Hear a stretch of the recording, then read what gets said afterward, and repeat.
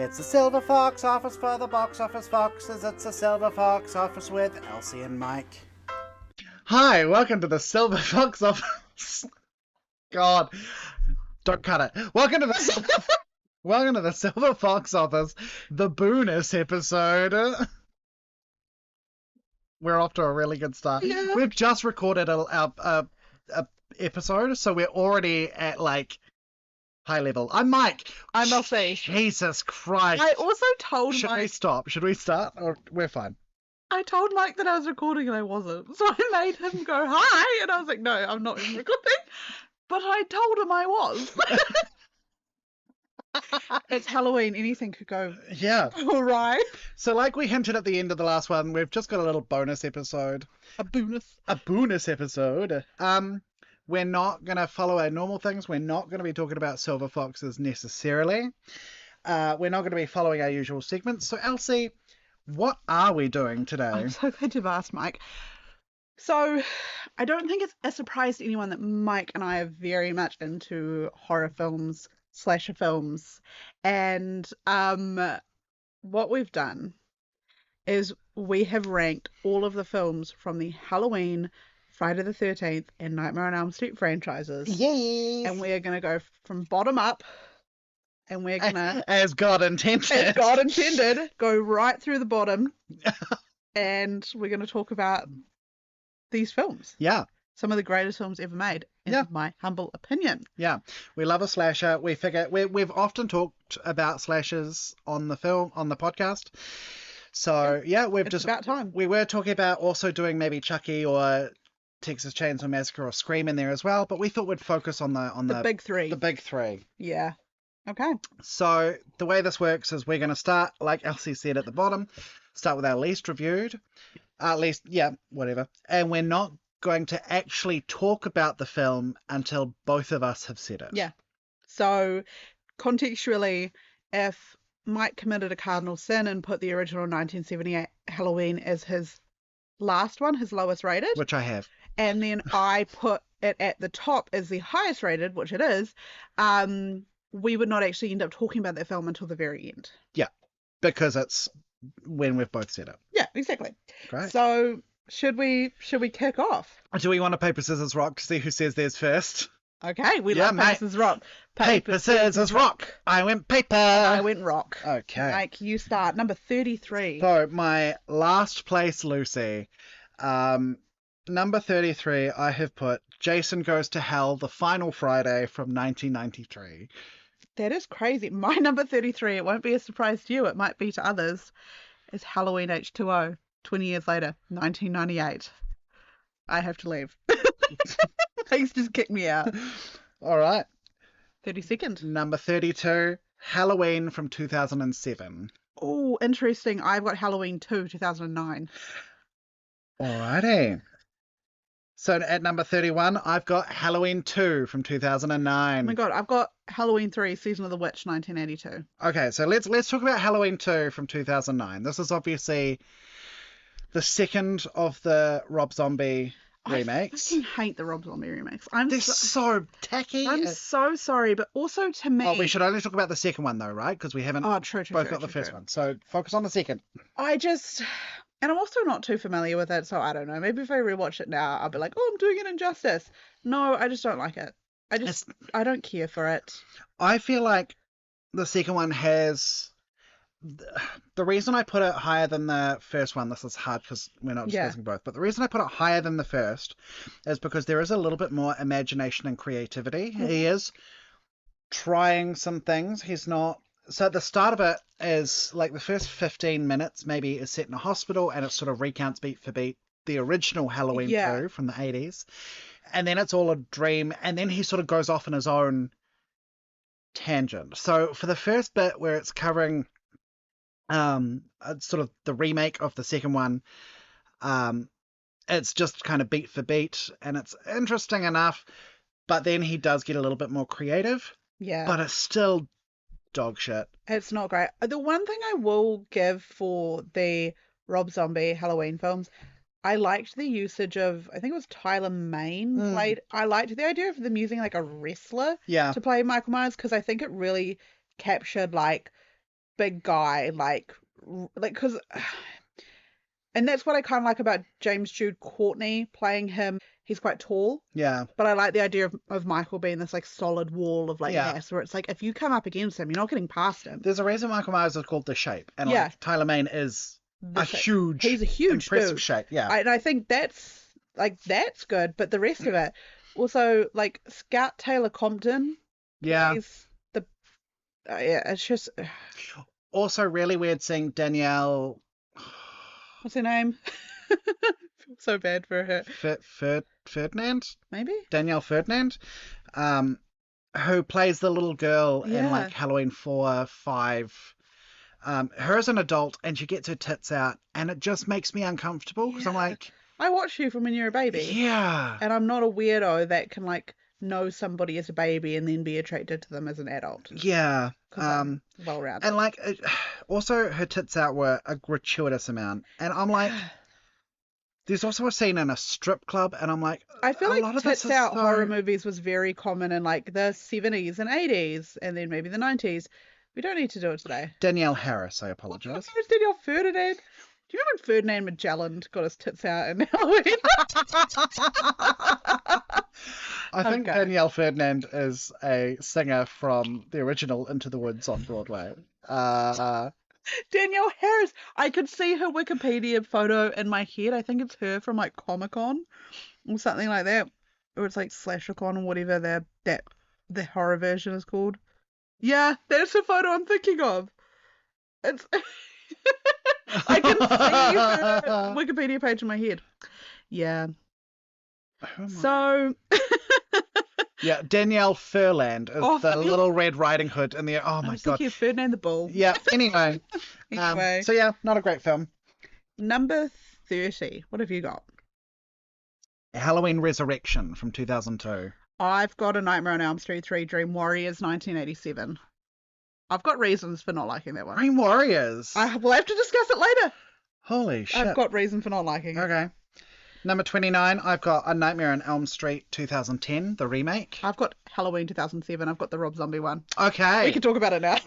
Now we're allowed. Now we're allowed to talk about it a bit more in depth. Yeah.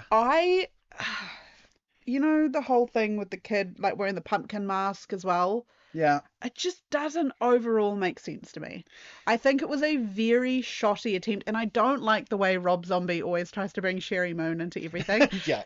Especially because she's not a great actress. It's a very Tim Burton, I'm dating this woman, so let's put her in the movie. But Tim Burton at least, like, dates good actresses. Or, like, when he was dating Lisa Marie, gives them non-speaking roles. Yeah. I really like I will sometimes be caught listening to Rob Zombie like Dragula in my car when I'm driving around because it's quite fun to like scream sing when you're driving. I just think it's a messy execution. Whatever he was attempting to do with those Halloween films, he just fucking swung and missed. By the way, if you hear this noise, that is my skull goblet. My skull goblet, which has skull and bat-shaped ice in it. So Harry Potter and the Skull Goblet. That's me. But less transphobic. Always. Yeah, I also feel like, so at the start he has this whole backstory for Michael Myers, which is really like white trash, kind of stereotypical, you know, the parents arguing and hating each other and being abusive towards the kids. And Scout Taylor Compton later, isn't she? Yeah. Yeah. And it all just it feels tacky. Yeah. And it feels forced? Not even forced. Like, it just feels almost vulgar. Like, there's a cruelty to it that you're like, I feel like it stereotypes and pigeonholes lower socioeconomic people. Yes. And it's like, I don't know. I feel like one of the horrors of Michael is that he comes from a middle class family. I think one of the things he just comes from an ordinary family, well, right? I'm not talking about it yet, but I completely agree. One of the things about John Carpenter's Michael Myers is, as you see in the first film, he gets up and he kills Judith Myers, his sister, for no reason. Yeah. And his family, it's a upper white middle class family. Seemingly, there is nothing that should drive Michael towards what he does. And that is not to say that if Michael had been raised in a lower socioeconomic upbringing that the same, that he should have for some reason. Yeah. But I completely agree. I also think with Rob Zombie's Halloween, it was just like, it seems unnecessary to me. Yeah. Like, there was no reason that needed to be done. Now, controversially, if they did a Halloween remake, I would enjoy it. Mm. I have a fan casting of Jacob Elordi as Michael Myers in my head. Oh, okay. He was like 6'5". Yeah. He's well built. I think he's a good actor. I've also seen him play Nate Jacobs in Euphoria. He can play a scary role. Okay. But I just think Rob Zombie did something that nobody asked him to do. And it also just, the whole thing feels cruel, right? The characterizations feel cruel. The violence feels cruel, which is silly to say about a slasher film where people are being killed, but right? Theoretically, you're absolutely bang on. Like, there was no need for all of that. And none of the characters are likable. No.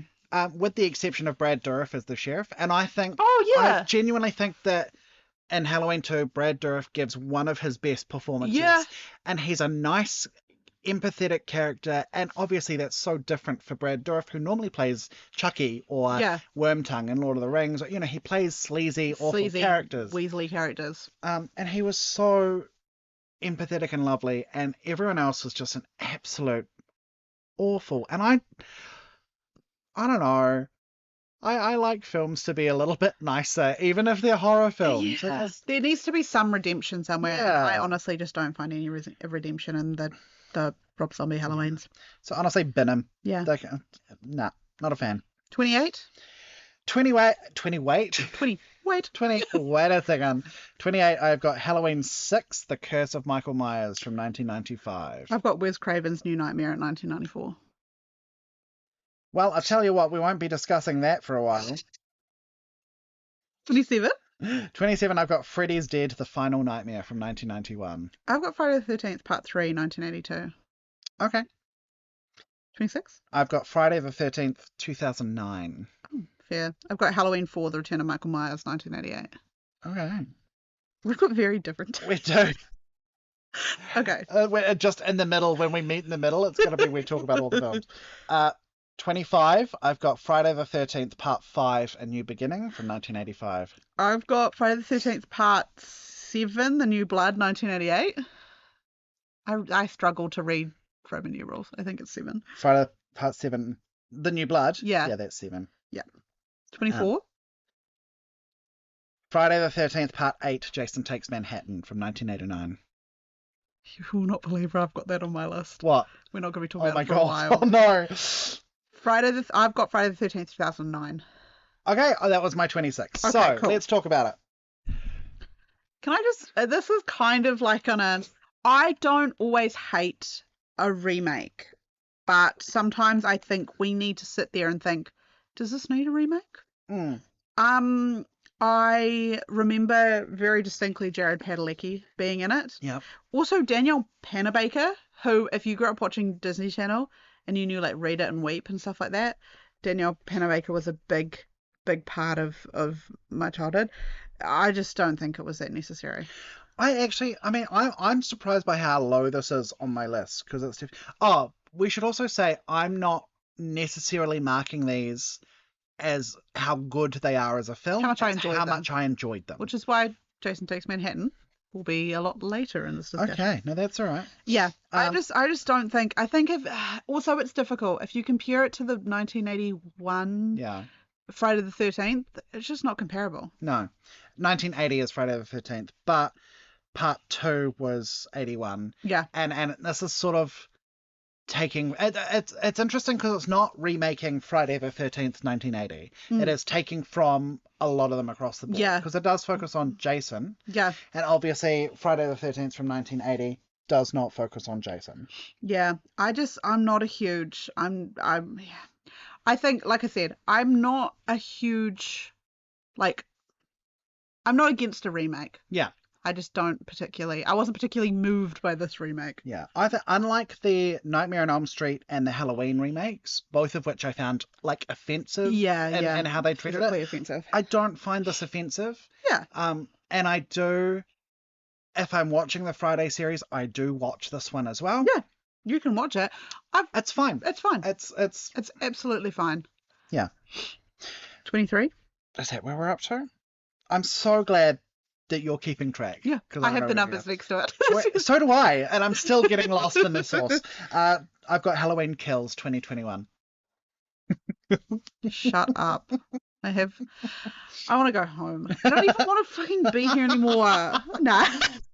I have That's Nightmare. how I felt when you put fucking H2O as your last. I have a Nightmare on Elm Street 2010, which I think you've already mentioned. Yes. Okay. Okay, what did I say? Halloween Kills. Okay, so we're talking about Nightmare on Elm Street 2010. This is why I need you to keep me on track. So I alluded, this is the one that I feel is really unnecessary. Yeah. Right? Like the Halloween remake I didn't like, but I kind of understand why it was remade, because Rob Zombie was obviously burgeoning as a filmmaker. He was and trying to had do something interesting here. takes on stuff. So like on paper I kind of understand. Mm. Same with Friday. The franchise had been dead for a little while, so they were redoing it. This one I just don't understand. Now, the one saving grace about this one is Clancy Brown's in it. Is he? Clancy Brown's in Okay. it. He's quite sexy in it. He's older, but he's quite sexy in it. Also, interesting enough, this one has Kyle Gallner, who was in Yeah. A Haunting in Connecticut. He's in The Smile. He's a Scream film. King. He's a very good actor. Yeah. So theoretically, this should be higher. But once again, it's not about how good a film is or how good the cast is. It's just I didn't enjoy it. Also, it's got Kellen Lutz from Emmett from Twilight, which is such a random shout. It potentially wasn't necessary. I think for me, and this is going to be a problem going ahead for the franchise in general, is that it doesn't have Robert Englund. No. And Robert Englund That's as Freddy Krueger defining. is what makes He's a It's what great makes it. actor. Also, and this is difficult for anybody trying to remake those films. Robert Englund really cemented himself as Freddy Krueger as such an incredible slasher that to try and like match his freak. And Jackie Earle Haley is a fine actor. Yeah, great actor. But yeah, I think it's a really difficult one to try and compete with, and I just unfortunately think it fell flat. I mean, famously for Nightmare on Elm Street 2, they were like, oh, well, we don't actually need Robert Englund. He costs a little bit too much money. Let's try using a stuntman. And so they just got a stuntman who didn't talk, and they're like, oh no, it's lacking. It needs Robert Englund. He brings something Yeah. to it, which is, yeah. And I do understand trying to bring the franchise back to more horror, because obviously Friday goes a little bit comedic towards the end. Mhm. And so they cut out all of the comedy, and it just doesn't work. No. It's not as charming. You're not getting it. And they also made it explicit that Freddy Krueger was a pedophile. And Which, it's a wrong decision. yeah. Because it suddenly makes it a lot less fun, because originally he's just a child killer. Yeah. It's kind of hinted that he's a pedophile, weird. but And once you get to that, I completely agree. There's no kind of like, you see that guy and you're like, fucking get rid of him. yeah, it just becomes like, I'm actually uncomfortable, and not in a way that horror should make you. I'm just... Agreed. 22? Friday the 13th, Part 7, The New Blood. Which I mentioned before. Yeah. I'm not awfully familiar with this one, Yeah. but I remember it being, and I think that's because I find it like a forgettable one. That's it for me. I forget it. Yeah, it's forgettable. And like the idea is fun because it's essentially Carrie versus Jason. Yeah. Right? It's not actually Carrie, but it's a psychopathic telekinetic girl. It's she can move things with her mind, and it's like her doctor and her mum go like to get away so they can do some work on her because Right. her dad died. Oh, God, It's she's going through it, isn't it's she? a whole thing. And like that idea again sounds fun on paper. Carrie versus Jason. If it had actually been Carrie, I would have been there for it. I would have remembered it. Yeah, forgettable. It's just forgettable. My 22 is Friday the 13th, the final chapter, 1984. Have you mentioned that? Friday the 13th.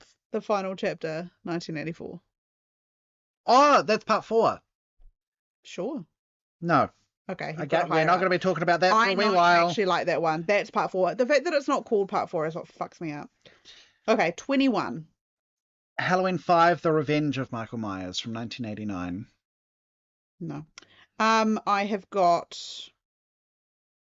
Friday the 13th, Part 6, Jason Lives, 1986.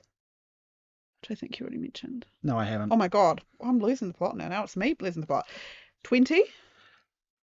A Nightmare on Elm Street 5: The Dream Child from 1989. Got a Nightmare on Elm Street 4, The Dream Master, 1988. Okay, 19. And where's Dream Master? On my list. You obviously rated it quite highly. You're like, this is film. Okay, no, that's all right. What? Cinema Now with a capital C. this is what we're talking about. What are we up to? 19. 19. Halloween Ends 2022. Go fuck yourself. I'm so sorry. I've got Halloween Resurrection 2002. Which was my number 30. I hate this film. I don't remember it. Like, it's forgettable to me. But you hate it. Why do you hate it? I'm so surprised that you've got this relatively high on your list. This is the one with fucking Busta Rhymes. Oh, where no! Busta Rhymes kung fu kicks Michael through a window. Which, canonically, is not what he's would about. Not happen. But, like, and he's, yeah. Oh, they're doing a, like, reality TV show with everyone with cameras. That's right. No, I do remember. Okay, I thought I didn't remember this. If I had remembered this, this would have been much lower. Busta Rhymes, I remember the Busta Rhymes one. He is obsessed. The character is obsessed with kung fu movies, and so he just like uses some kung fu on Michael Myers. It's also got Tyra Banks in it. Yeah, I think I was getting this confused with the Kelly Rowland. So it's basically like Not Run Elm Street. That's Freddy vs. Oh, Jason. sorry, Freddy vs. Jason one. So yeah, basically like it's a Halloween night, and it's the one right after H2O. Oh, okay. And they've decided that what they're going to do is it's like a reality TV show where they get a whole bunch of people and give them cameras. Yeah. And they basically let them loose in the Myers house, and the people are live streaming. And they're in the actual house. I remember this one. And then Michael Myers is going around killing people. And it is appallingly bad. It's not a good one. Like the idea behind it's kind of cool. Maybe I like blacked out. Maybe I scrubbed it from my memory. I remember Busta Rhymes being in it, and I remember them being in the house and doing the whole like. But also, it was made at a time because it's what 2002. It's made at a time where like reality television, yeah, it was popular, but the whole idea of like, I feel like if it was maybe done now and it was like influencers streaming themselves, it could have been maybe better than what it was. But canonically, Busta Rhymes should not have been able to karate kick. Yeah. Michael Myers through a window. Yeah. And just before he does that, or just after, he also says, "Trick or treat, motherfucker." It's like it's not a good film. Maybe it was a good film. Maybe it is cinema. Maybe we're forgetting. Yeah. We're forgetting ourselves. So like. Retrospectively, would you put that at the end? Yeah, fucking, I would put that way lower. Like, that's a really bad film. It would rate higher than H2O. Yeah. 18. Nightmare on Elm Street 4: The Dream Master. Okay, I had that at 20. Okay. So I find this hard to talk about without having talked about Dream Warriors, which I've already talked about. Yeah. Well, I've already put. You've had like, but I think that there are characters that carry over that are treated really poorly. Yeah. In this one, that they get offed really quickly, and it needed. Yeah, I think if you've brought a character that far along to the fourth film, yeah, and then you kill them in a way where it's just like, meh. Yeah. What are you doing? Also, Tina, who is it Tina? Patricia Arquette, and who is in Dream Warriors, is played by a different character in this one, and she's not as good. Yeah. And the kills aren't as inventive or fun. And it's just, to me, it's, I don't like, you'll find out why I don't like Dream Warriors, but I would, if it wasn't for the fact that I viscerally hated Dream Warriors for specific reasons, I would have had it higher than what's this one called? Dream Master. Yeah, I just think this one was potentially like poorly made, not poorly made, but it is also just forgettable. Yeah. I had for this is 18, isn't it? I had Halloween 5: The Revenge of Michael Myers, 1989. Which was my 21. Was your 21? Is this the one? So that like I'm really confident with the Fridays. I'm really confident with the nightmares. The Halloweens blur together for me. Halloween 5. Hold on one second. Is Halloween 5 the one where they bring in the guy in the trench coat and the hat who is like set up for the next film as a villain, and we never find out anything about him? Oh my god, hold on. And it's the one with the stranger in the trench coat with the briefcase that they just don't follow. It just feels like they were trying, like, because the fourth one, we can't really talk about it yet, but it just... Yeah. They were trying stuff. This is my problem with the later Halloween films. Once again, I think this one's lower for me because, can you tell? I genuinely cannot remember enough about it. It didn't stand out enough for me. Well, it's pretty much like towards the middle of the list-ish, so that makes sense. Also, this one, I feel very strongly about the Michael mask. Oh yes, you're one of those. How good the mask was. Sometimes it does look very silly. Was so terrible. The more eyebrows they gave it, the worse it was. Also, his mask was, like, to me, a little bit too clean. Weird eyebrows and just, yeah, totally unnecessary. Yeah, Halloween 5, it's a miss for me. Like, I just don't care about it.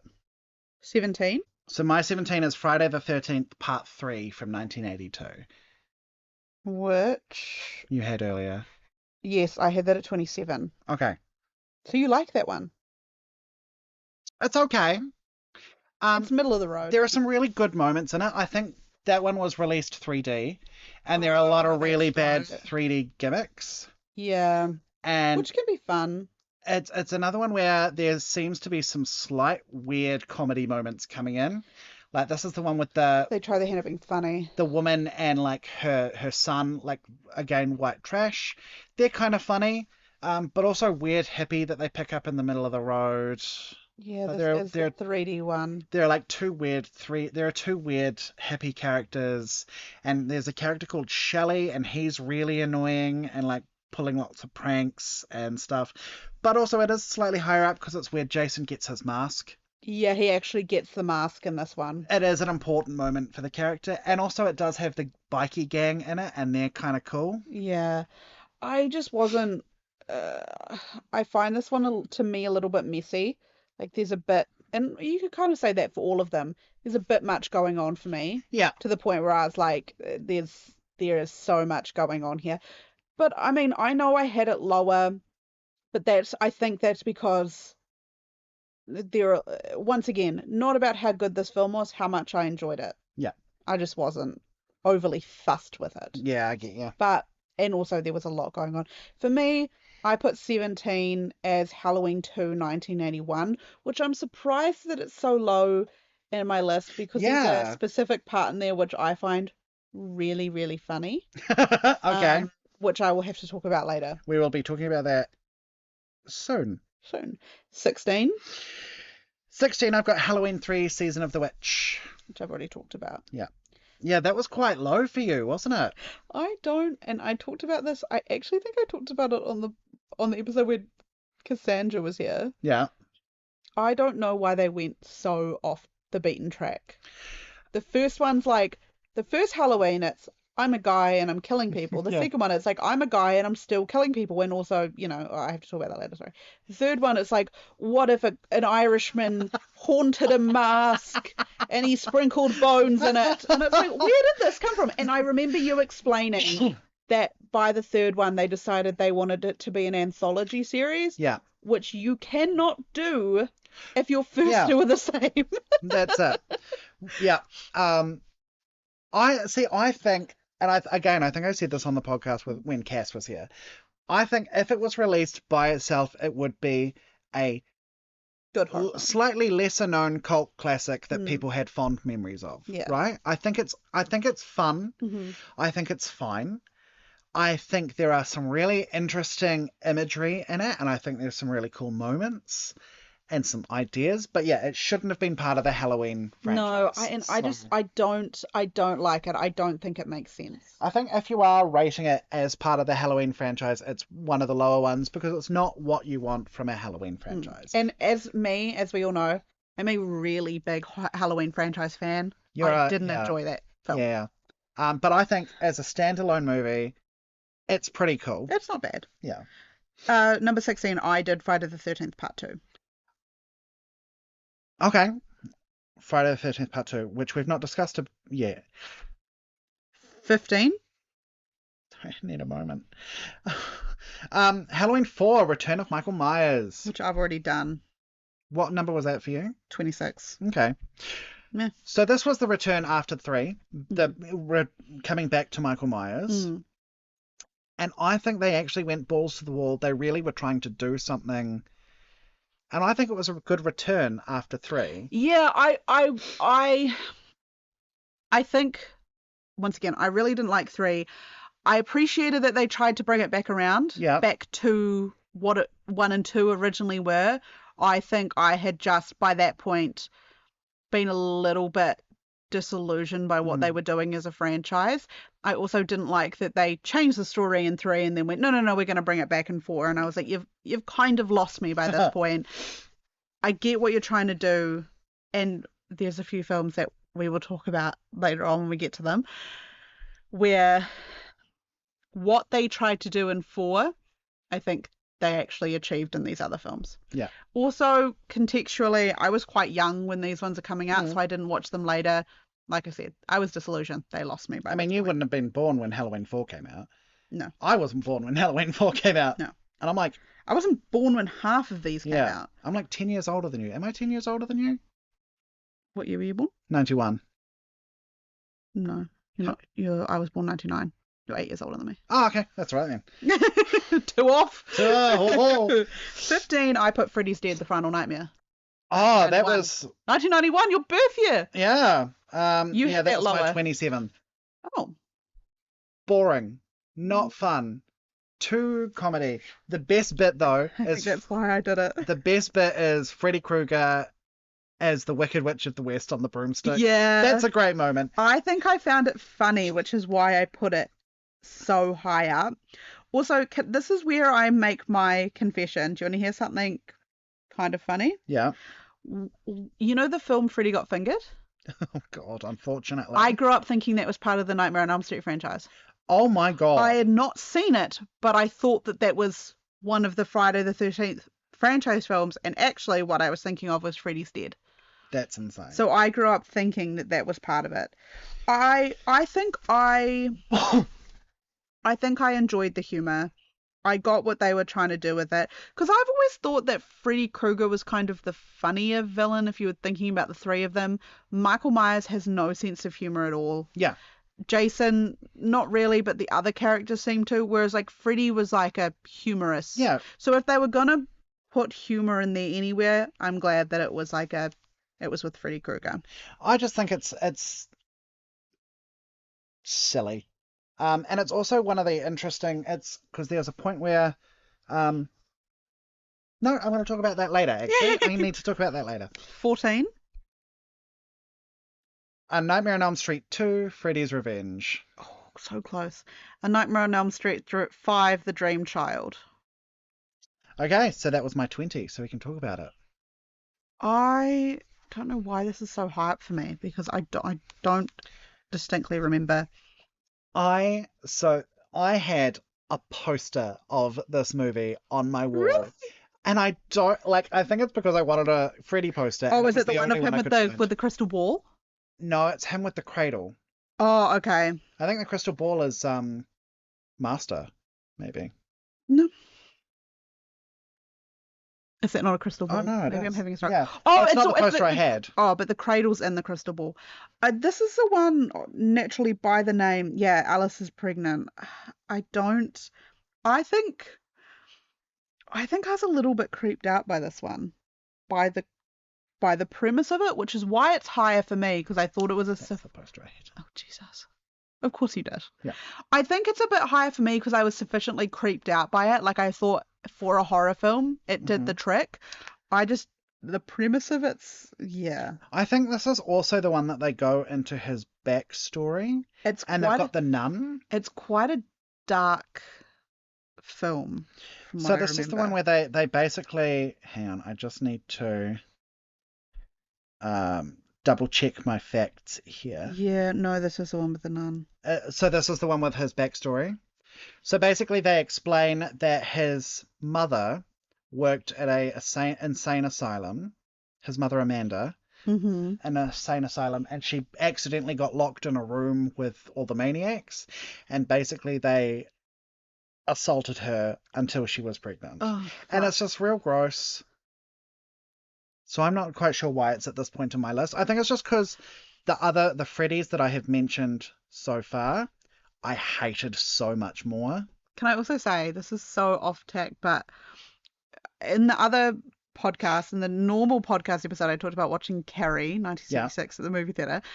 The scene where Carrie's mother is effectively telling her that she is a product of marital rape. Yeah, horrifying.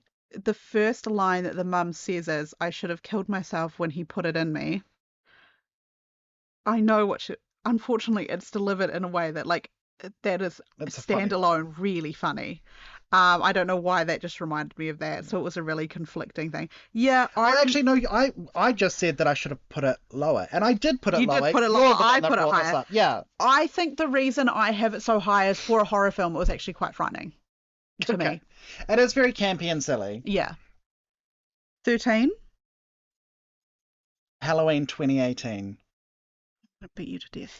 I'm going to beat you up. I'm going to beat you up after school. I have A Nightmare on Elm Street 2, Freddy's Revenge, 1985. I mentioned that one just then. Oh, you Last one. did? Yeah. Wow. This movie, this is a fascinating one. This is to be studied. So what are your thoughts on this one? Okay. Okay, let me quickly... Do you know what I struggle with the most? There are so many of them that trying to... You know how you say the Halloween ones blur together for you? Yeah. That's me with the Nightmare on Elm Street ones. Okay. There are so many of them that I'm... Okay, so this is the one where he's trying to possess the girl. Right? Is it? No, it's the Oh, one God. with Jesse. The main character is a male. Oh, this is the boy. And Yeah. okay. Oh, and he moves into the Thompson house. Yeah. Technically this is like middle of the road for me. Is this the gay one? This is the gay one. This is the gay one. The gayest horror movie ever made. It's the gay one. Also the most accidentally gay horror Like, movie they ever didn't made. intend for it to be gay. Okay. Jesse's at the... Okay. Yeah. I think this is technically middle of the road for me. I don't dislike it as much as the other ones because, as you're about to find out when it comes up for you, I viscerally hate Dream Warriors. Yeah. I found the last one, the Dream Child, like a little bit. I found it a bit too much. I think for a second film, it's definitely not as bad as... But also, if you're coming straight off of the first one, which is iconic... Yeah. And that's always got the super long arms, isn't it? No, he's got the super long arms in the first one. Yeah, in the first one where he's got the super long arms. Yeah. You have something as fucking obscene and as crazy as that. Yeah. I don't know, what do you think about the gay It's gay so one? gay. So I love this. That's what I love. The fact that they got Mark Patton to play the role, who is quite camp. And it's all about him, and he's got a girl that he's kind of afraid of that wants to sleep with him. And like instead of that, he runs to his best friend's house and jumps into bed with him. Which we've all been there. And he's all scared that there's another man inside of him. Freddy is inside of him, and he finds his coach at like a gay S&M bar. Like there's so many. He has a board game in his closet called Probe, which is not a real board game. Like there's so much stuff, and the screenwriter is like, yeah, I meant it to be a gay allegory. Everyone else is like, You what? was this a gay film? Hold on. Was this Gay? It's This is the gay one. incredible. So it's more the history behind it that makes it really interesting. It's also like I feel like out of any of the three that was going to be able to pull off having a gay one, it has to be Nightmare on Elm Street. This one's definitely the less serious one out of all of them. I feel like Halloween... And the exploding budgie. There's an exploding budgie, and it is one of the funniest things. I think Halloween takes itself quite seriously, which I think Rob Zombie missed the memo on. And I think Friday the 13th. Friday the 13th knows what it is. Yeah. Whereas Nightmare on Elm Street, anything goes. Yeah. And they do... So it's not a good film, but it is interesting. And obviously I love anything that's going to be camp and gay. But they did commit a cardinal sin by bringing Freddy out of the dream world. He was more in the real world at one point, and it just doesn't work. It breaks the rules of Freddy. Yeah. But there are if you watch it with the point of view of just it's a gay film, it's interesting. It's really cool. It's a good film. 12. Halloween 2 from 1981. Oh! I put this low. I was surprised how low it was for me. Yeah. The bit where the police car accidentally explodes the child, where the police car pins that kid to the van and accidentally blows him up. Vicious. That is the fucking funniest thing I've ever seen. That's my Letterboxd review for it. I love the bit where they just exploded the fucking kid. But you know who the kid is, right? Maybe I don't. Yeah. This is about to have even more levels to it. Bear with me. I just need to find the name. The concept of just blowing up a kid, like the police blowing a child up when they're trying to save the city. It's giving very much SpongeBob. We did it, Patrick. We saved the city. And it's just like on fucking fire. So do you remember in the first one how she's talking to one of her friends about Ben Tramer, the guy that she has a crush on? The kid that gets killed is Ben Tramer.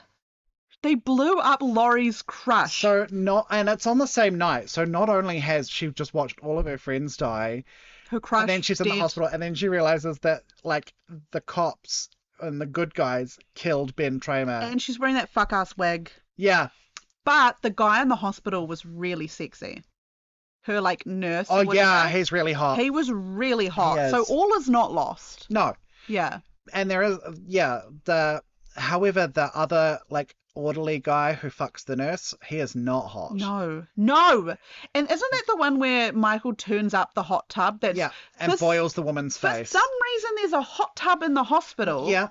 And he cooks her face in the hot tub. I mean, I guess some hospitals do have like hydrotherapy, right? Maybe. Or maybe like for women to give birth in, like she got the really ugly nurse, whereas Laurie got the really like fit one. He was really handsome. Also, I don't love that Halloween 2 took place literally like minutes after the first one. Because they also needed to show like archival footage of the first film and then be like, this is where we're at. And it was just like, okay. Also, I'm so sick and tired. Like, I know that this is like developed further in the other films, but like Loomis just takes so fucking long to shoot Michael. Loomis gets worse and worse. He's just so annoying. Yeah. He's so annoying. Yeah. And like, he's just like insane. He's fucking crazy. But this is one of the things where I think this is where, because John Carpenter had no interest in making it. No. Absolutely none. You could tell. He wanted money. But I think this is where he was like, maybe we could do an anthology. And they were like, nope, more Michael Myers. This is what I always say. That's my mantra. We'll do an anthology next. So obviously if he had done the anthology there, then maybe it would have been more successful. It would have been better. But I like it. I think it develops things well enough, and it's kind of dumb as well. But like I was saying, I was surprised I had it lower in the list. I think that was a more human era. But I think as far as like Michael Myers walks around killing people movie, it's not half bad. Yeah. My 12 was Halloween: The Curse of Michael Myers, 1995. Okay. So that was my 28. Jesus, it's got Paul Rudd in it. Yeah, and it also has Michael is actually a part of a secret cult, and he's got a rune tattooed on him. It's fucking stupid. It is fucking stupid, but I guess having a rune tattooed on you might help to explain why you were so inevitable. I just think it's terrible. I think it's a bad film. I've got nothing else to say. Fine. Why do you like it? What are the positives? I don't think I like it. I think it's just I think I hate it less than the others. You were just like Paul Rudd. Yeah, that was probably a big part of it. Yeah. 11? Wes Craven's New Nightmare, which you had right at the end. I don't distinctly remember it. Why did you like it so much? It's really cool. Okay, maybe I need to really sit down and like. I really recommend it. I think it's one of the most inventive in the franchise. Okay. Because it is. It's and this about. Is, once again, this is not saying it's a bad film itself. Yeah. This was me personally. Yeah. So this is the one where it's meta. It's really meta, and so like the Nightmare on Elm Street movies and Freddy Krueger movies exist in this universe. In the universe, and it follows Heather Langenkamp, who plays Nancy Thompson in the first one, and it's her and her son. And Robert Englund is a character played by Robert Englund. Wes Craven is a character played by Wes Craven. I think when I watched it the first time, I found it quite silly, and I think I kind of struggled to conceptualize or get my head around it. I think if I watched it now, I might have a different opinion. Really inventive. It's really creative. I just think it's cool. A cool film. I think it's probably a bit overlong, which is why it isn't higher for me. But now, interestingly enough, for 11, I have Friday the 13th: A New Beginning, 1985. Is it the? What was that? So that's the one that's 25. Also called Roy the movie. So it's the one set at the medical hospital with Tommy Jarvis returning from the previous film, who's an adult. Oh. And it's the one where the serial killer is not Jason. It is a nurse called Roy. Where it's actually Roy. There is no Jason Voorhees in that movie. Why do I have... And Corey Feldman's Tommy Jarvis. No, briefly. He's Tommy Jarvis in the one before. But it's the same character, but grown up. Oh, this is one with the weird red glowing eyes, where I don't know why I have this so fucking high. It's not great. I think I need to swap this one with Halloween 2. I think these should have potentially been swapped around. I don't fucking know why that was so high. Yeah, I think it's... Could you tell by how slowly I was saying it that I was like, huh? It's not, like, not having Jason, having it be a twist that it's someone else, it really cheapens it. It's just unnecessary. The only time it works when it's not Jason is when it's Pamela. Yeah. Okay, 10. Halloween H2O 20 years later from 1998, which was your very last one on the list. I don't like that film. First of all, okay. This is the one where Laurie Strode, it's 20 years after the original. Laurie Strode and her son Josh Hartnett are at like a boarding school, and the continuity of this one is that it comes after... It basically ignores all of them apart from Halloween 1 and Halloween 2, right? So that's the thing with the Halloween franchise, is that you've got to learn to ignore some of the films. You've got to learn to retcon. So basically, if you're watching it, it should go Halloween, Halloween 2... Halloween H2O. Halloween H2O, Halloween Resurrection. That's that. I, personally, didn't like the fact that, spoiler alert, Laurie's actually secretly Michael's sister. That was from the second one. They created that in part 2. Oh my god. I watched part 2 recently. And that's the one where they said that's why he comes after her. I don't like... Okay, so this is probably also criticism of the second one. I didn't like that that's the big reveal. Okay, I have something to say about the Halloween franchise as a whole. Yeah. I saw somebody do a review. I think the review was for the second one, actually, on Letterboxd, and I thought this summed up, Michael Myers' Halloween as a whole. They said, I like the idea that evil can be right behind you, but you just failed to turn around and look. Yeah. And I think that that's what makes Michael Myers... Also, I've talked about it before, Jordan Peele described Michael Myers as like... He's not... His evilness is actually just curiosity. Yeah. And what makes him scary is how do you stem curiosity? Because you can tell, like, when he kills somebody, puts the knife in, and then he kind of just He like does the head tilts his tilt. head Yeah. like, oh, that's what that does. And I agree that that's what makes Michael Myers really scary. One, he's seemingly invincible. He just walks around and gets away with it. And two, it's you're in the wrong place at the wrong time. Yeah. You were just in his path. Evil was behind you. You just didn't think to check. That's what I like. I didn't like that Laurie was just like his sister. And yeah. Anyway, why do you like H2O so much? Is it because Josh Hartnett's in it? Because I get it. No. I think it's fun. I think it's a really good continuation of the franchise. I think that I agree that I don't like Michael being Laurie's brother, but that's also the fault of part 2. Yeah, true. And I think that they're working with it as much as they can, right? I think that Jamie Lee Curtis is really cool. It's great to see her back in the franchise after having lots of Laurie-less films between. And I think that it's a really fun look at where her character is now, and that I think a lot of the things, like her being Prime Minister of a school, makes sense. Yeah. I think that having her receptionist be played by her mum, who was Janet Leigh from Psycho, from the shower, is great, and the fact that she drives off in the same car the character has in Psycho. Yeah, there's cool little references. I think it's a lot of fun. I think it continues the spirit of the franchise really well. And updates it fit the 90s. You know, I thought it was great. It's a fun one for me. It's one of my favorite in the Halloween franchise. Anyway, the way you look so well. What was your number 10? Did you say? Jason Goes to Hell: The Final Friday, which was the very last on my list. Yeah, what is wrong with you? I think it's so stupid. It's awful. But remember, it's how much fun did I have? I know, and I'm judging what you think is fun. It's so stupid. Okay, funnily enough, because you find out that there's like a Voorhees descendant in Jason Goes to Hell, isn't it? It's like his, and she's like the only person that can kill him or something like that. It's a fucking stupid film. Like also, it's not a Jason film. It's a Jason's like family member. No, it's like he's got worms in his head that possess other people. Yeah. So Jason's. I will say we've all been there.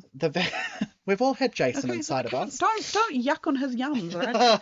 Don't harsh his vibe, Mike. We've all had worms in our head. I will say the first 5 minutes, the opening for the film is phenomenal. Yeah. And that's when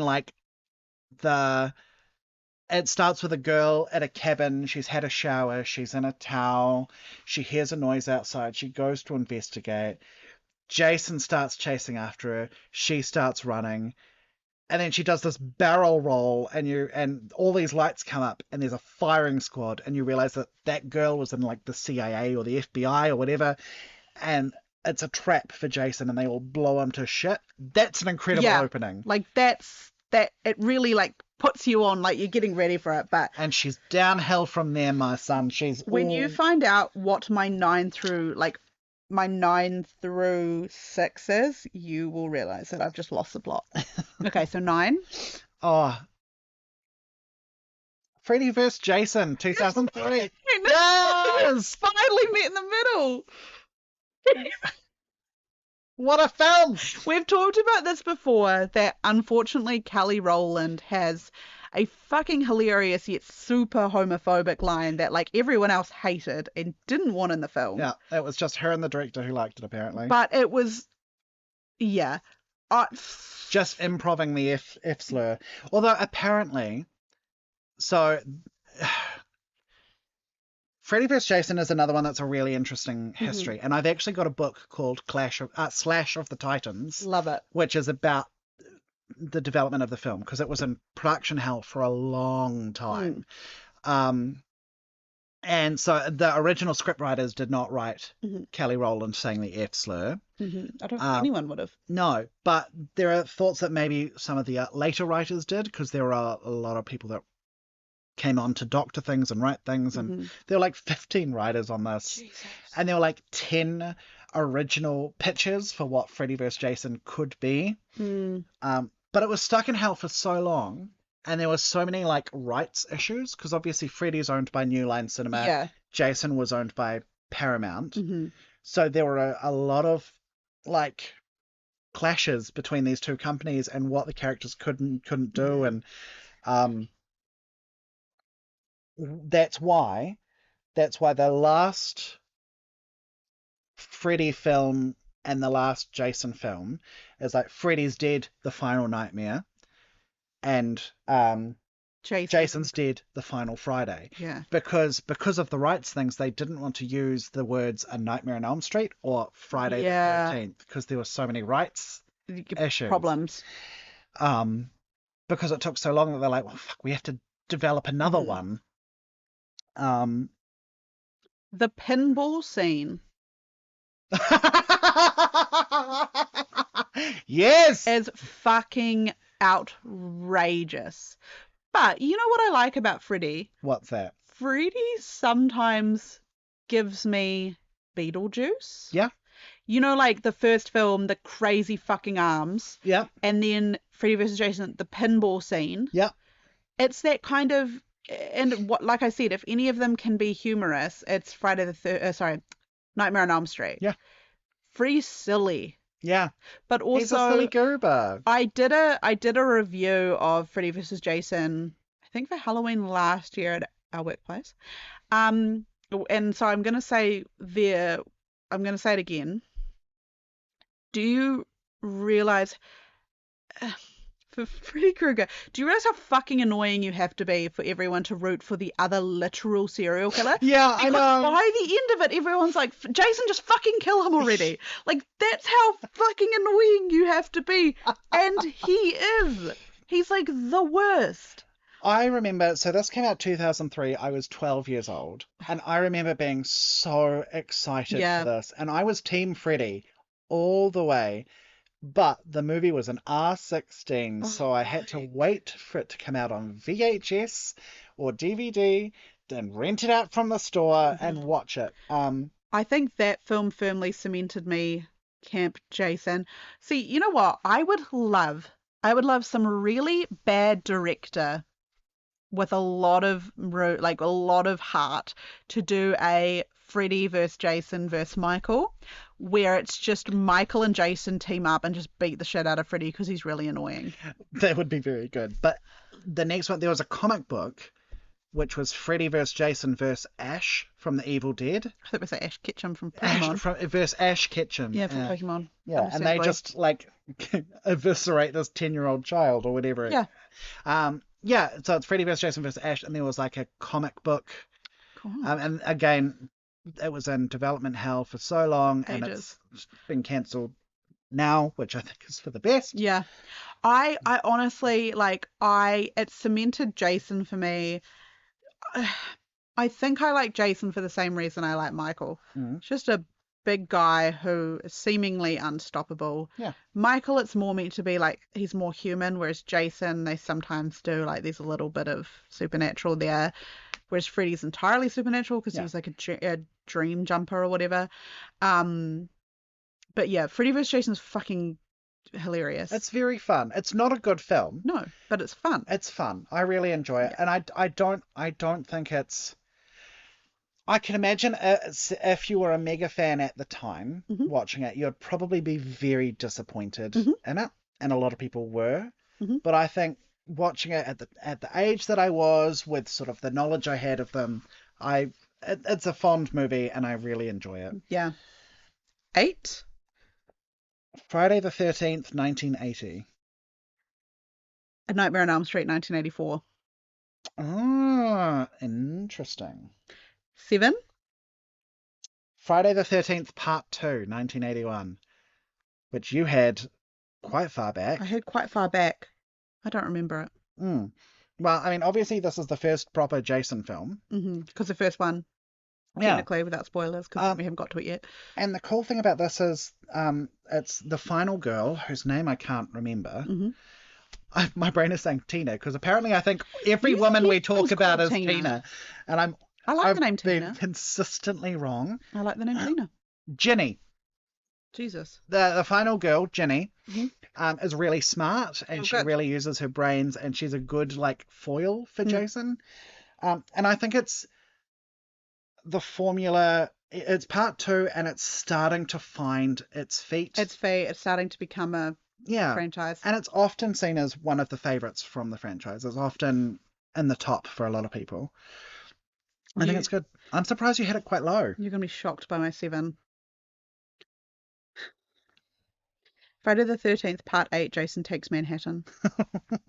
Okay, so I understand having it this high. I do understand. It's so fucking funny. Because, okay, first of all, if you need to watch this film and then you need to go onto Letterboxd and read the reviews. My favourite review is from a guy that said Jason takes his time to get to Manhattan. Yes. You can't call it Taking Manhattan where he shows up at the end. Jason takes a boat. He's on a boat. Jason also him. The scene where he's, the kid that's like a boxer, Yes. where he literally gets his licks in, he's like, he's going for it, and he's getting Jason closer to the edge. Jason takes one hit, and his head falls in a rubbish bin. That's so funny. Fucking outrageous. Also, the dog that shows up and disappears and shows up, but manages to survive till the end, which is more than anyone else can say.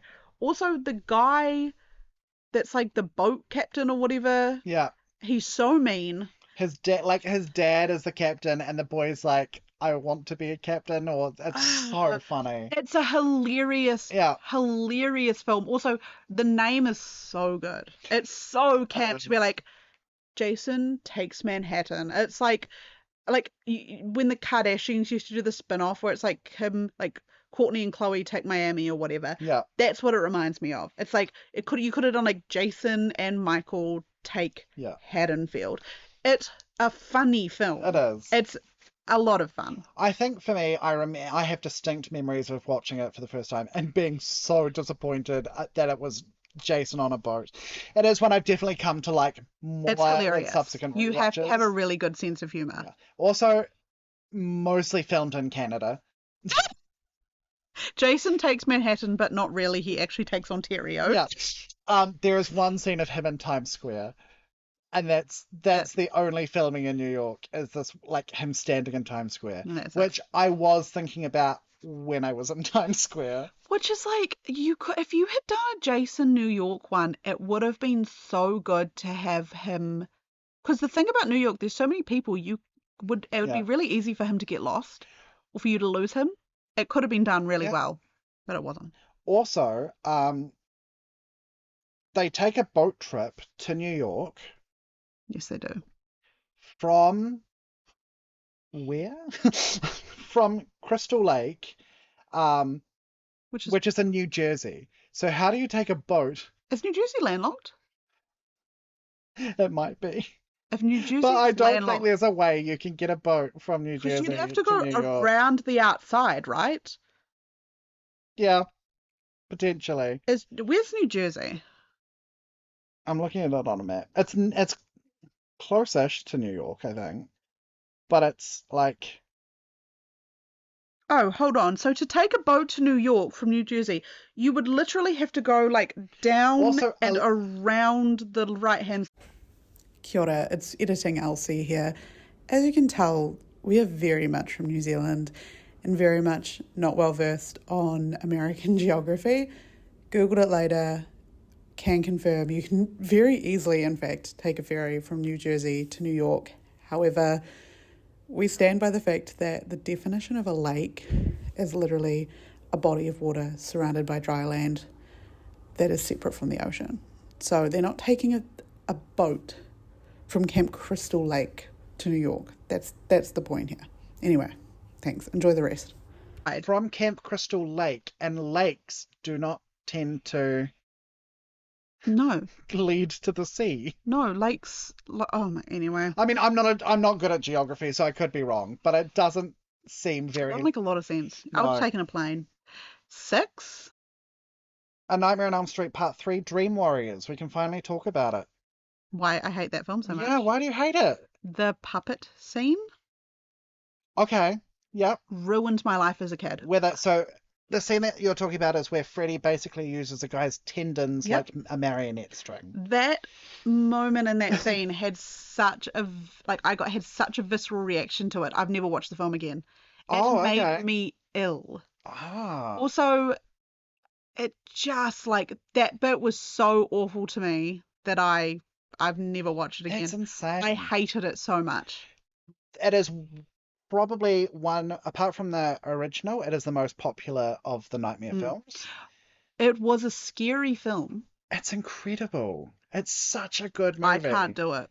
I thought you were going to say because it's set in like an asylum type thing, and obviously we have learnt a lot about mental health in the past 40 years since the film came out. So depictions aren't great, but you're going to find that in most horror films, even today.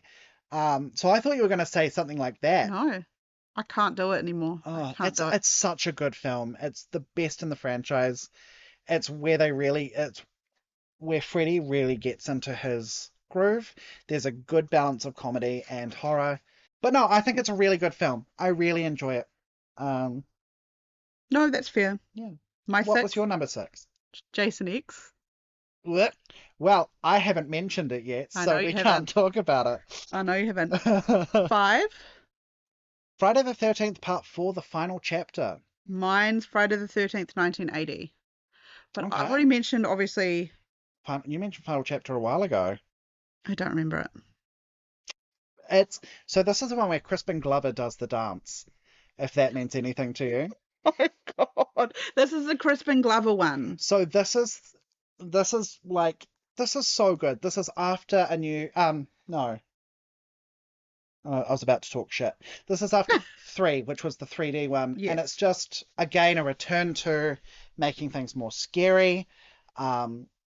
It introduces Tommy Jarvis, played by Corey Feldman, who is generally seen as like Jason's nemesis, if Jason had a nemesis. It's just good. It's a good time. It's the formula doing what it's supposed to be doing. So You rate it high. I rate it high. And Crispin Glover doing a freaky ass dance, really good. Yeah, I did the first Friday the 13th. Have you done it? Yep, that was my number 8. I thought it was good. It's good. I think you're going to find this out about me. I think it's probably been said. I'm a real first films purist. Yeah. I like the first film, and I think all 3 of these franchises, their first film is a good film. Yeah. And I obviously recently watched it for the Kevin Bacon episode. It's good. Yeah. I don't think we need to talk about it a huge amount because we did talk about it for Kevin Bacon. Yeah, exactly. You should listen to our Kevin Bacon episode if you want to know what we think. Which was episode 4. 4. Yeah. 4. But just going to repeat, it's if I want a Jason film, it doesn't have Jason, so it doesn't do what I want a Jason film to do. Yeah. But it's still a good little mystery whodunit. Yeah. And Kevin wears Speedos, which I appreciate. Which is a tick. 4. I'm so sorry. Halloween 1978. Well, obviously we can't talk about that yet. No. My 4 through 1, when you realise what it is, it's quite funny. Okay. And I have to talk about it right at the start. My 4 is Halloween Ends 2022. Which you've already... I know what the theme is. You know what the theme is. Halloween Ends, is it a good film? No. Is it crazy that they literally strap him to the roof of a family sedan and drive him through town? Yes. But I thought if you consider that the end to Halloween, yeah, it's a pretty alright ending film. Yeah. They put him in a trash compactor. Spoiler alert. Yeah. What did I have? You hit it quite low. I had it 19. Yeah. 3. I thought it was good. I liked the character, the extra character that they Corey. had. What? Corey. Yes. I didn't like Corey. Because the thing that did piss me off, and now I've got this film high, yeah.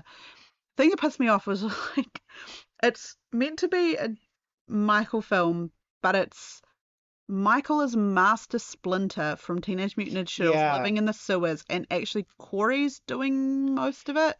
Corey pissed me off. Yeah. I think I liked him because I felt sorry for him. Yeah. But I did like that there wasn't much Michael. Yeah. But again, the start of the film where Corey accidentally kills that child, I gasped out loud and closed my mouth. I genuinely did the same thing. I gasped and clapped my hand over my mouth because that was crazy. Like, that really told us where things were going to go. Yeah. But yeah. 3?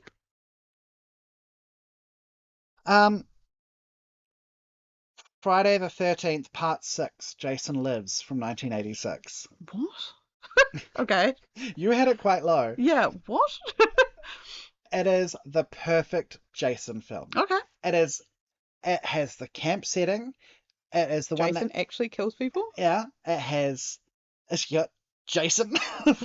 He's actually there? Shouldn't be a big draw, but it is.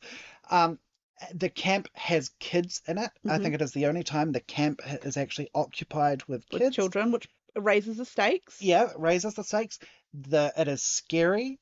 It is self-aware. It is funny. The characters are likable. It is... Okay. There are a lot of kills. It is just everything you want from a Jason movie in one neat little package. Which tells me I need to rewatch it. It's really good. It's Jason at a camp killing people. It's so funny. There's one bit where there are 2 kids sheltering under a bed where Jason's sort of at his height of the rampage, and the kids are like maybe 8, and one of the kids turned to the other and says, "So what did you want to be when you grew up?" And it's so good. That is so sad, but also really well done. It is just the perfect Jason film. Oh my god, what did you want to be? You're not surprised. Number 3, Halloween Kills 2021. Yep. Nice. Okay, so what I will say about Halloween Kills, if you watch the scene where you really where Haddonfield really decides to fight back against Michael. They've got him in the street. They've all brought their home appliances to really have a go. I say appliances. Somebody brings an iron. Somebody has their steam iron. I suppose it would be a good bludgeon, but what I really like about Halloween Kills, one, they bring back Tommy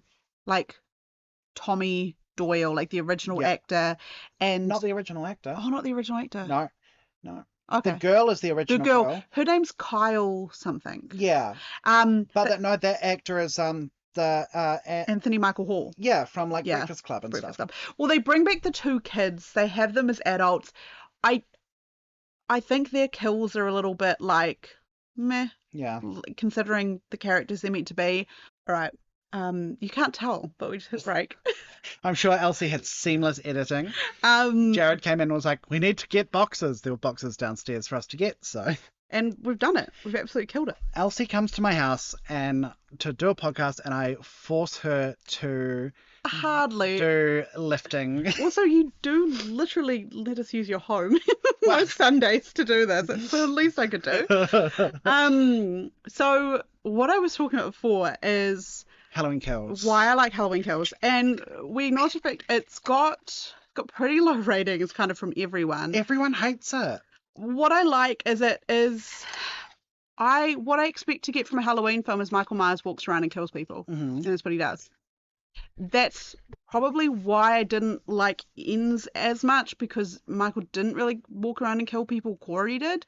But in this one, he walks around and kills people, and the town of Haddonfield try to stop him, and they can't. Yeah. It's an age-old story. It's perfect. You know what? Now that I think about it, I would think I would rank this higher in retrospect. Yeah. But the one thing I don't like about it is what they do to Marion. The nurse. Oh, the nurse. Yeah. Just because look, she also has a rough go of it in H2O. Yeah. She's having a hard time. Yeah, I don't know. But I do not hate it as much as, I mean, I know I put it at 23 out of 33, but I don't hate it as much as a lot of other people. I think. Oh, a lot of people really hated it, and Yeah. I was not one of those people. I sat in that cinema. I would rather watch it than most of the Halloween sequels. Yeah. If I'm honest. Yeah, me too. Naturally. Yeah. Okay. So, yeah. 2? 2. A Nightmare on Elm Street, 1984. Ah, which I had 8. Yeah. It's a good first film. It's great. It's a really good film. It's really like...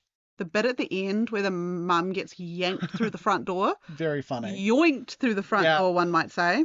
And when you say her mum, you mean the dummy of her mum. Yeah, the fake very mum. obvious blow-up doll. And also Freddy's massive arms, which I've mentioned like 100 times. Those arms are fucked. Imagine being hugged by those arms, though. Like, you'd feel so tenderly cared for. Also, I know we can't, like, I know he's such a fuck now, but Johnny Depp is Glenn Lance. Johnny Depp is very good looking. And him getting sucked into that bed and the blood that came out, like that, I remember, that was huge. Yeah. Like that was, yeah. Oh. And you know what? In this movie, there actually is a character called Tina. Tina is finally in a film for once. Thank God for Tina. Tina finally exists. Oh my God. I've willed this into being. Everyone's Tina. No, I thought Everyone's Tina. It's a good film. It's a good first film. My number 2 is nobody was shocked. Halloween 2018. Yeah. The look you gave me when I put it that low. For a retcon, I like it. I think it's good. And also, can I just say, I said this on Letterboxd, but when I saw this film in the cinema, the bit where the podcasters go to Laurie's house, yep. The fire alarm in the movie theater went off. Well, in the mall went off. What? And so it was kind of quiet. I thought it was in the film, and I thought Laurie had some form of alarm that told her when Michael was being released, because it also paused on Laurie's face. And my sister and I were like, this is going on for ages. And then we realized we had to evacuate. But the concept of these podcasters trying to find out more about Michael, it's quite realistic. It makes sense. It's not crazy. And the bit where Michael is standing in his little square in his institution. It's good. And they bring the mask closer to him, and he starts going doolally. And then the bit at the mechanics where he takes the boiler suit back, like, it's good. Also, Miles Robbins is in it, the son of Susan Sarandon and Tim Robbins. I love Miles Robbins so much. Yep. And the fact that he and his girlfriend in the film are kind of like Annie and her boyfriend, and there's a bit where Miles is like stuck to the wall and stuff like that, and then there's that thing in the corner of the room, and it's a good film. I enjoy it. I really like it. I've watched it quite a few times. I mean, it's number 13 for me, but that doesn't mean it's like I didn't like it. I still enjoyed it. I would say probably anything after like 27 on my anything before 27 on my list are films that I'm like, I liked it. I liked it. I enjoyed it. Yeah. Okay, number 1.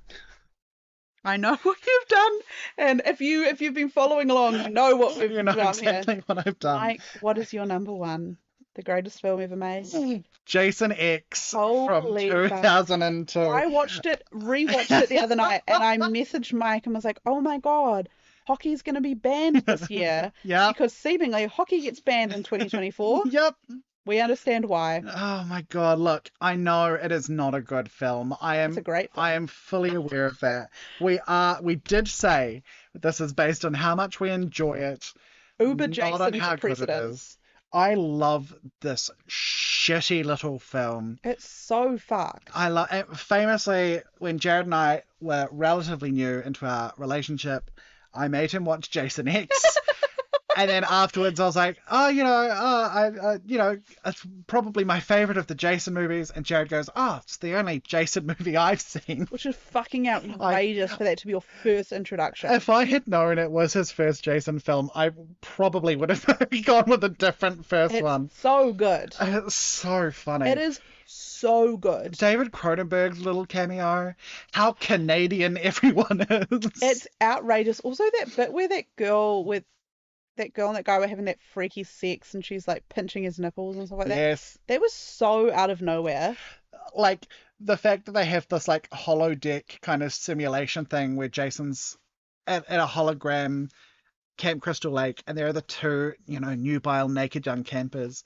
It cuts away, and then it cuts back, and they're both in sleeping bags, and he's like bashing one sleeping bag with the other, and you just hear this little It's so unserious. So funny. Everyone needs to watch that film at least once. It's great. It's a good film. It's got some good deaths. Mm-hmm. People are making stupid little quips that are so out of place. It's so good. It's just enjoyable. It's a great film. Goofy, dumb, enjoyable time. And I know for most people it would be towards the end of their list. No, I don't give a shit. I think it's great. It's really good. And guys, we've only got a few more months left to enjoy hockey. Yeah. Or it's done for good. Yeah, and you know what? No great loss. It's fine. They survived without it. Yeah. And look at them now. All right. What about you? What's your number one? Nobody's surprised. No. Halloween 1978. Of course. I genuinely think it's the best horror film ever made. Yeah. More than The Exorcist or Rosemary's Baby or... Yep. Wow. Okay. It's also not just... It's one of my favorite films overall. It's my first one of my top 4 on Letterboxd. Yeah. I love Michael Myers as a character. I think, and I talked about this like before, the idea that his evil is just curiosity. Yeah. That he's just interested in what will happen. I also think if you look at Michael Myers, he killed his sister at age 6. He was institutionalized until he was 21? 21, something like that, yeah. His most formative time, the time span where people were discovering about themselves and also about their sexuality. Yeah. He was surrounded by other murderers, rapists, that kind of thing. Not to be one of those people, the knife is his penis. Yep. His sexuality comes out through murder, through bloodlust. Yep. And that, I think it makes him a really complicated individual. I love Halloween 1978. I think it is so good. Yeah. The way he's just looming there all the time. Looming. So if you look at my 4, I truly believe that my view of the Halloween franchise is Halloween 78, Halloween 2018, Halloween kills 21, Halloween ends 22. That's it for me. That's the franchise. That's the franchise for me, and I really like it. Yeah. And I know that's controversial for a lot of people. I'm not claiming to be the greatest film mind in history. I'm just saying I love the Halloween film franchise. Yeah. And I love Michael Myers. And I think it shows where Rob Zombie's one goes wrong. Yep. Where like Michael Myers is talking, like the character when he's a kid, he's talking and chatting, and then he slowly develops this silent facade. And it's like, actually no, I think the point of Michael as a character is that he doesn't change and he doesn't say anything. And he's still locked as like a 6-year-old boy. He doesn't say anything. He is completely and utterly flawed. To be fair, though, if I had Sam Loomis as a doctor, I'd probably be a psychopath as well. He is not a good doctor. The medical malpractice that occurred there. Yeah. I mean, needs his fucking license taken off of him. He is unbelievable. Yeah. He is such a goofball. The first one is also the only film where he's a good, likable character. Yeah. Loomis. He just falls off right after that. Yeah. Like from 2 onward. He just fucking sucks. Yeah. Not as much as Jamie Lee Curtis will wig in the second one, but you win some, you lose some. Yeah. Oh my God. We did it. We did it. How do you feel? Like I want to watch like all of them all over again. I want to watch Friday the 13th so bad. Maybe next time we do like Child's Play, Scream, and Texas? I think so. Who knows? We'll see what next year brings. Maybe. Who knows? Why wait till next year? Why not do just semi-regularly? Give us an excuse. Yeah. Oh. I know there were no silver foxes in this at all. Well, I mean, there were, but like it wasn't the focus. Michael's the foxiest one. I think Michael's the only one that's like canonically an adult. Freddy's an adult. Yeah, but he's also dead. Jason, who knows what Jason's like, deal is. I think Jason's like got stunted adolescence. Like, Yeah. Jason might be intellectually younger. He is. He's meant to be. Like, yeah. intellectually, like 8. Yeah. Jamie Lee Curtis is firm Silver Fox territory. Oh, yeah. Oh, yeah. Yeah. Yeah. Have you seen the Christmas Every Christmas, The Cranks? Every year. You know the scene where they go to the tanning salon? Yeah. Oh.